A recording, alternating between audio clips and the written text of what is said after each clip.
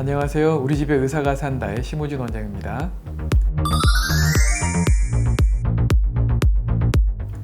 자, 오늘은 좀 짧게 얘기를 하겠습니다. 저희 아시는 분께서 코골이하고 살찌는 거하고 무슨 관계가 있어요? 저 살쪘다고 와이프가 막 코 곤다고 구박하는데 그게 맞는 말인가요? 라고 얘기를 하셨어요. 제가 예전에 올려드린 영상을 보시면은 코골이가 왜 생기는지, 그 다음에 뭘 조심해야 되는지 올려놓은 게 있는데, 이제 거기하고 보시면 알겠지만은 보통 코골이의 원인 중에 4분의 3은 비만하고 연관이 돼 있어요.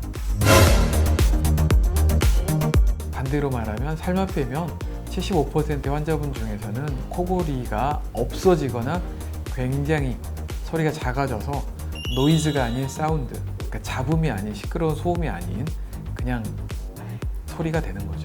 견딜만한 이런 소리가 될 수 있을 거예요. 그래서 살 빼는 게 중요한데, 그러면 살찔 때 뭐가 문제가 될까요? 살이 찌면은, 자, 코골이는 인두란 통로가 좁아질 때 거기서 발생하는 시끄러운 소리를 코골이라고 하거든요. 그럼 인두가, 내가 몸이 살찔 때 인두라는 좁은 통로가 살이 찌면서 좁아질까요? 안 찌고 그대로 있을까요? 당연히 좁아지겠죠.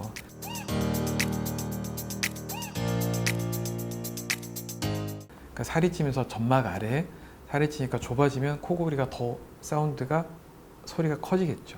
그리고 또 하나는 보통 살이 찌면 이렇게 목이 두꺼워진다 그러잖아요. 그럼 목이 두꺼워지면 턱하고 인두, 호흡기 사이에 있는 연조직이 누울 때 눌리면서 인두를 또 압박을 하거든요. 그럼 당연히 코골이 소리가 커지겠죠. 그래서 살을 빼시는 게, 비만을 없애는 게 굉장히 코골이에 중요하죠. 코골이에만 중요한 게 아니라 살이 찌면서 여기저기 축적된 지방이 혈관 구석구석에 축적이 되면 당연히 혈압도 올라가고 여러 가지 안 좋은 혈관 합병증도 생길 수 있기 때문에 당연히 살을 빼시는 게 코골이에만 도움되는 게 아니라 나의 건강, 더 나아가서 내가 건강하면 가족도 행복하잖아요. 가족이 행복하면 나라도 건강해지고, 여러 가지로 해서 살을 빼주세요. 보통 고등학교를 졸업할 때쯤 되면 날렵하고 멋지잖아요. 근데 보통 사회생활 하다 보면 여러 가지 이유로 살이 찌죠.